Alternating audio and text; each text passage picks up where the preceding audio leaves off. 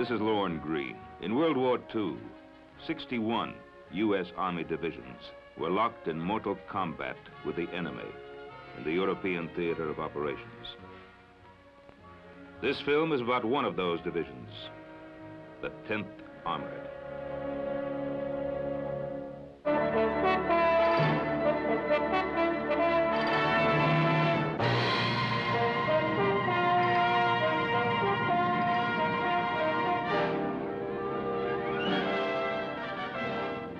The 10th Armored Division was activated at Fort Benning, Georgia, on the 15th of July, 1942. From the very beginning, it was known as a hot outfit. Its nickname, Tiger Division. The commanding general of the 10th, Major General Paul W. Newgarden, was a superb leader.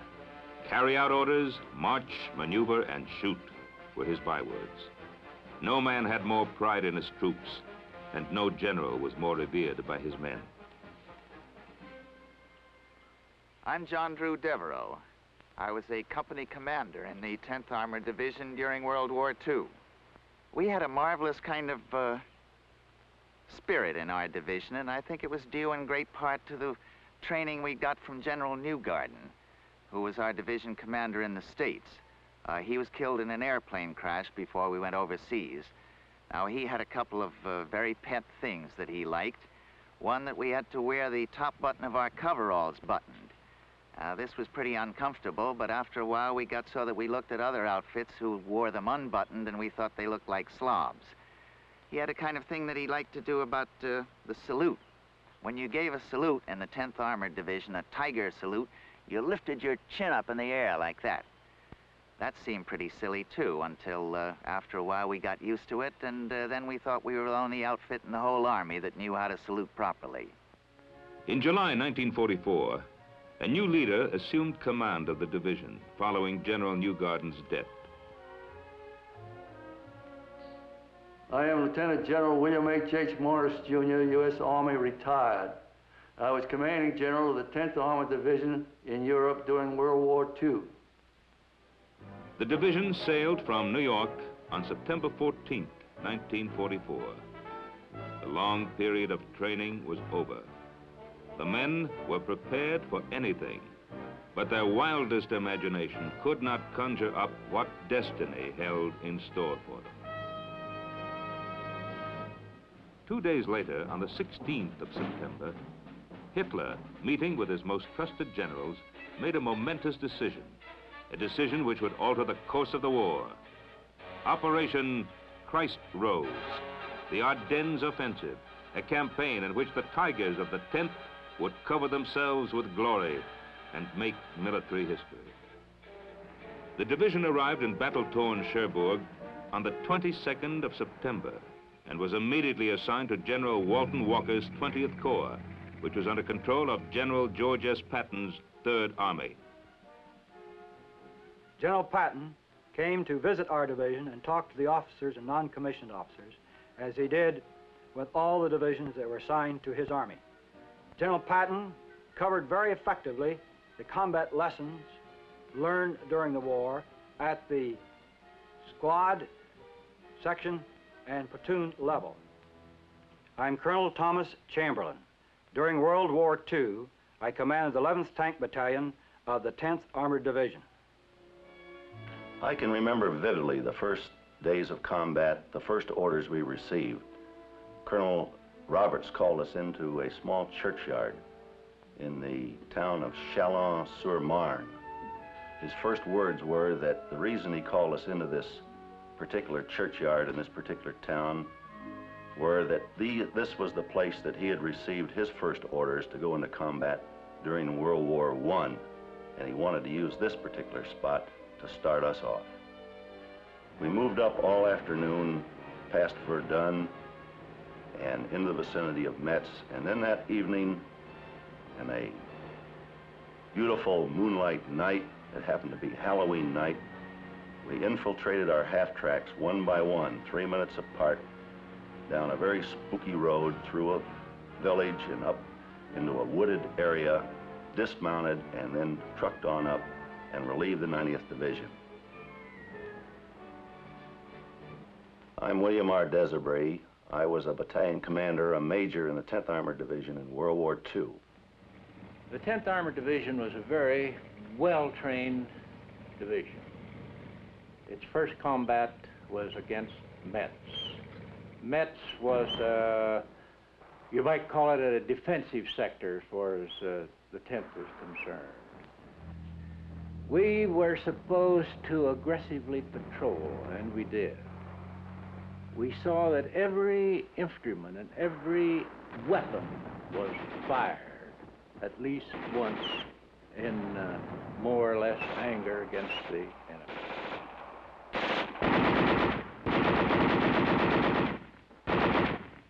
I'm William Lynn Roberts, Brigadier General, U.S. Army retired.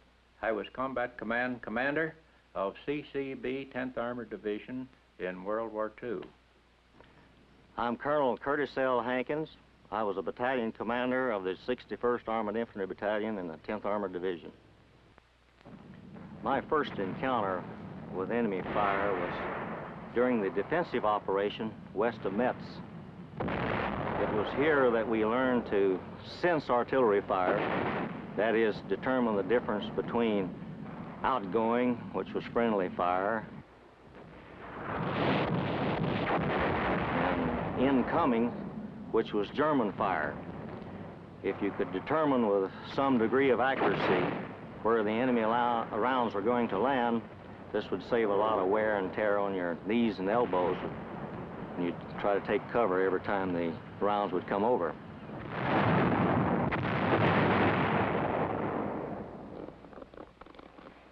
I am Colonel James O'Hara. I commanded the 54th Armored Infantry Battalion of the 10th Armored Division. I consider that this initial baptism of fire in a defensive position was very good for the battalion. It gave us time to gather our thoughts, practice some of the things we'd been learning in the States, get our communications working, having the reconnaissance platoon work with the Free French, practice patrolling, all these things that's so necessary for a battalion to do. I remember my first day in combat. We felt very safe in a tank. But during this first day, after I seen the first tank hit by 88 and burned, we began to get scared. But even though we were awful scared, it didn't seem to be much of a handicap of doing our job, which was to destroy the enemy. And we did a fairly good job that first day. My name's John Winter. I was a tank platoon sergeant, 10th Armored Division during World War II.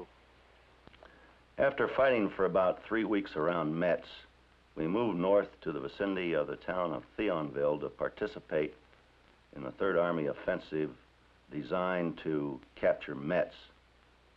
The plan of 20th Corps, to which the 10th Armored was assigned, had 2 phases: to destroy the enemy in Metz and to catch him as he tried to pull out of Metz.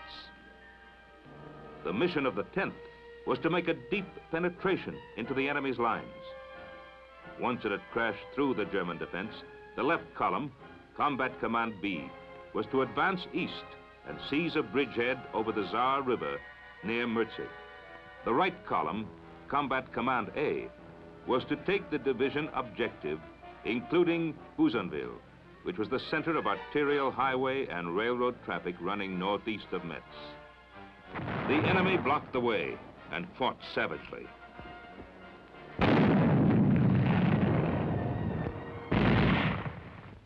But the Tigers clawed their way through the German defense. By the time the division had completed its first major offensive mission, it had taken 64 towns, repulsed 11 counterattacks, captured 2,000 prisoners, and destroyed great quantities of materiel. But the price was high.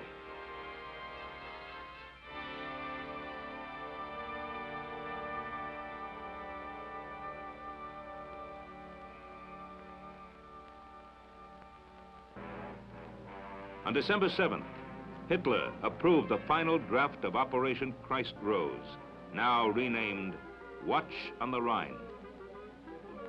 Hitler's plan of attack was to break through on the Ardennes with 3 armies. The 6th Panzer Army, led by the butcher from Bavaria, Sepp Dietrich. The 5th Panzer Army, led by Baron Hasse von Manteuffel. And the 7th Army, led by General Brandenberger. They would cross the Meuse River on the 2nd day between Liège and Namur, bypass Brussels, and reach the great port of Antwerp on the 7th day.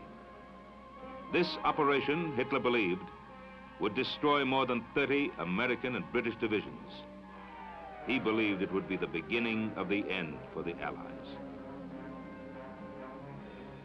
Within the next week, thousands upon thousands of troops and thousands upon thousands of tons of materiel were transported secretly from assembly areas to terminals just behind the front lines.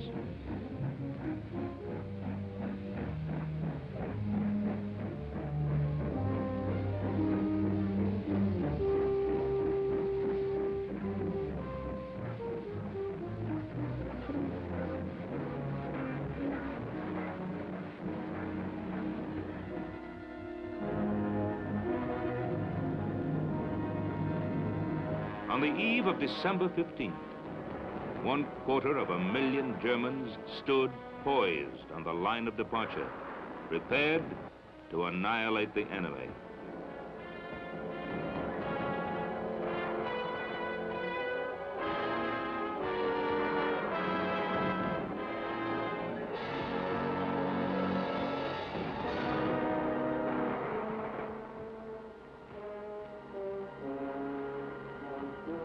At 5:30 a.m. the following morning, flame erupted along an 85-mile front. Hitler's great drive to Antwerp had begun.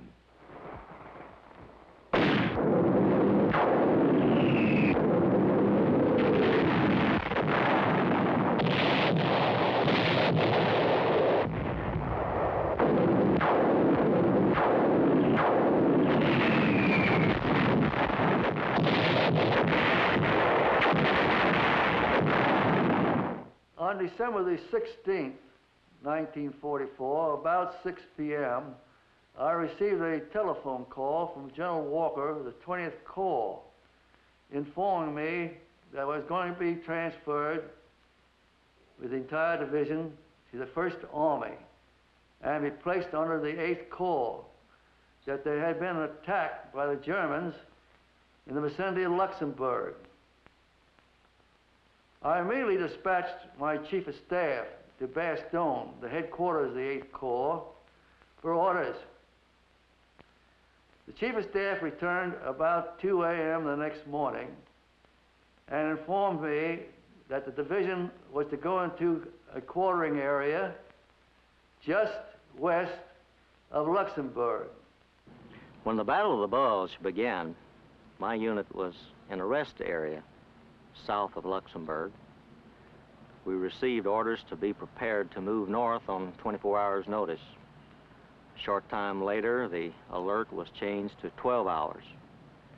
A short time later, we were on the road.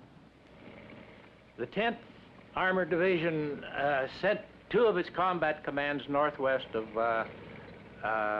Luxembourg to go into action there, and they sent my combat command west to Arlon and then on to north to Bastogne.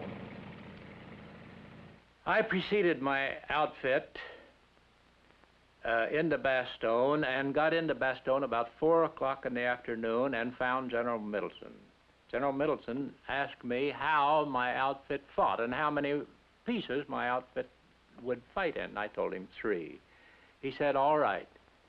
Send 1 to Noville, which is 6 or 7 kilometers north, 1 east to Longville, and 1 southeast to Bras. A little sidelight here. I had held up the march of our outfit to get O'Hara in front. because O'Hara had not been in the fighting heavily down around the Merzig area. So we got O'Hara in front, and I sent him out to Bra. I took my team down this road toward Wiltz, and we stopped for the night opposite the town of Warden. On our way down this road, we passed many American soldiers coming to the rear, most of whom seemed to be from the 28th Division. Apparently they'd been hit hard further forward. When we got to our destination for the night, since we received our orders at 5 in the afternoon and there was not much daylight left, we settled astride the road and blocked the road to Wiltz. I arrived in Bastogne just as night was falling. I found a MP who led me to Colonel Robert C.P. It was a very brief meeting in Colonel Robert C.P. He told me that O'Hara had been sent out to the east of the town and was in a defensive position, and that Cherry was moving out slightly to the northeast of the town. And as soon as my column arrived, I was to keep moving and move to the north of the town to a little place called Novelle. If there were any Germans in Novelle, I was to knock them out of the town and to occupy it. If there were no Germans, I was to occupy Novelle, going no further north, because this would be the limit of the range of the 10th Armored Division artillery, which was located in the vicinity of Bastogne. This then was the disposition of Combat Command B on the 18th of December, the night of their arrival in Bastogne. Team des Aubry was at Noville. Team Cherry at Longbilly. Team O'Hara at Warden. The total strength of the three defending units was about 75 tanks and 2,800 officers and men. Battering at the gates of Bastogne were the advance elements of General Manteuffel's 5th Panzer Army and General Brandenburger's 7th Army. Approximately 300 tanks and 50,000 men, whose mission, in addition to taking Saint-Vith and Wild, was to take Bastogne, and to take it fast. Bastogne schnell zu nehmen. Denn es kam auch darauf an, it was very important to capture Bastogne fast.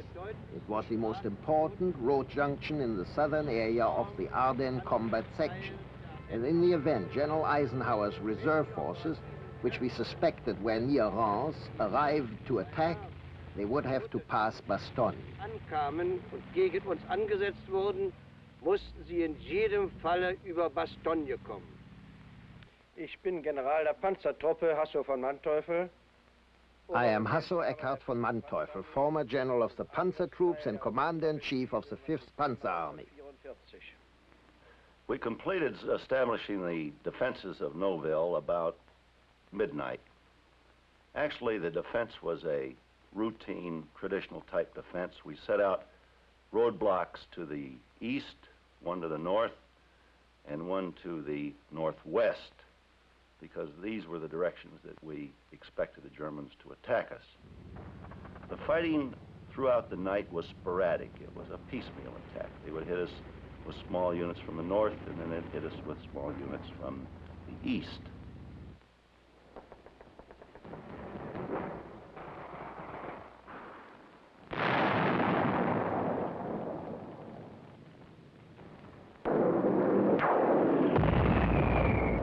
Cherry, who's not here, went out to Longbilly, came back at midnight, and found me asleep. He asked that he be allowed to sit on a road out east of Margaret, short of Longbilly, because he had found a combat command CCR of the 9th Armored Division in position. 10 or 12 tanks, a colonel, and some artillery. I gave him permission to stay where he was. Cherry never got back to his command. In the meantime, some of the Panzer Lehr Division had cut in behind his outfit at Margaret, and he never joined. However, his headquarters went into the little Neffy Chateau. At Neffy Chateau, Cherry had a tank or two and a few machine guns and his whole headquarters company, and he put up a real nice fight all day.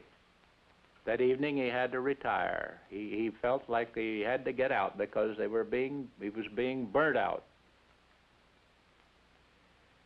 Cherry lined up his vehicles to go out. He was to go out last in a Jeep. He went outside. He got 2 Tommy guns. He emptied one Tommy gun to the right, got the other, emptied it to the left, climbed in his Jeep, and pulled out. The driver was hit, the Jeep was hit, the medico in the back was hit. Cherry got out. He got a DSC for this. My battalion spent the night on the high ground south of Warden, and all night long we saw no German troops or heard nothing of them. However, we did have one straggler come to the rear who told us they were east of us in the Wiltz area. About 10 o'clock in the morning, they came down from the Wiltz Road and shot up the artillery observer's tank and 1 or 2 other tanks. We fought on all morning long and part of the afternoon, staying in the same position there, keeping the Germans at bay. At first, the defense of Bastogne rested with 3 units of the 10th Armored Division. Task Force de Sobry in the northeast, Task Force Cherry in the east, and Task Force O'Hara in the southeast. I am General Anthony McAuliffe, United States Army retired. I was at Bastogne with the 101st Airborne Division in mid-December 1944. The 101st Airborne Division was at a place called Camp Mourmelon, near the city of Reims in France. We were recuperating from the Holland Airborne operation, where we had suffered about 30% casualties, and we were absorbing our replacements and going through a training program. General Taylor had been recalled to Washington, and I was the acting commander of the division. I believe it was on December 18th that we received a telephone call from the Chief of Staff of the 18th Airborne Corps saying that the division should be prepared to move the following day to the north to the town of Verbemont. We had known that the Germans had attacked, but we didn't know the extent of the attack or the conditions to the north. But we made all preparations to get away the following day, and the first thing in the morning I preceded the division to the north in a sedan with my aide-de-camp and my operations officer. As I drove north, I reached a crossroad just a couple of miles west of the town of Bastogne. I knew that 8th Corps headquarters was located in that town, so I decided to drive over to that Corps headquarters and try to learn something more about the situation. It was fortunate that I did so because I learned from the Corps commander, General Middleton, that the orders for the 101st Airborne Division had been changed and that the division would come to Bastogne rather than to go to Verbemont.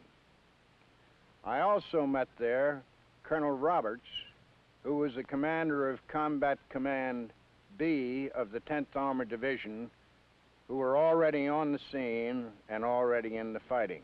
Desbury was attacked about 5 or 6 times that first day. He will describe. During the morning of that first day, one battalion under Colonel Praed of the 101st Airborne joined him. As soon as Colonel Praed joined, they decided to attack. Apparently at the same time, the Germans decided to attack. At 1400 hours, the paratroopers and our tanks and our armored infantry launched the attack. At 1400 hours, the German forces launched an all-out attack on Noville. So we had the situation of the Germans and the American units attacking one another simultaneously from points about 700 yards distant.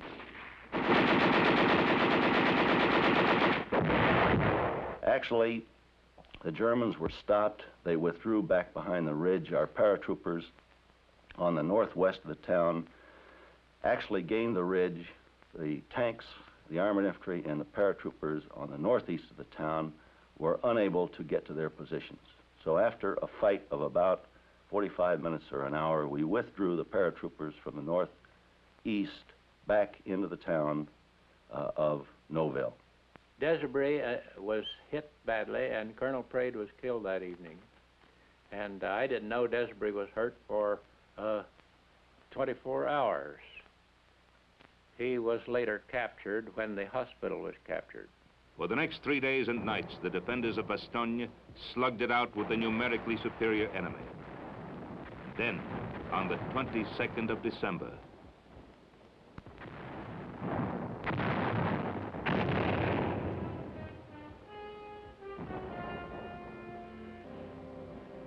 when the besieged city was finally encircled, the commanding general of the 47th Panzer Corps sent the following surrender ultimatum.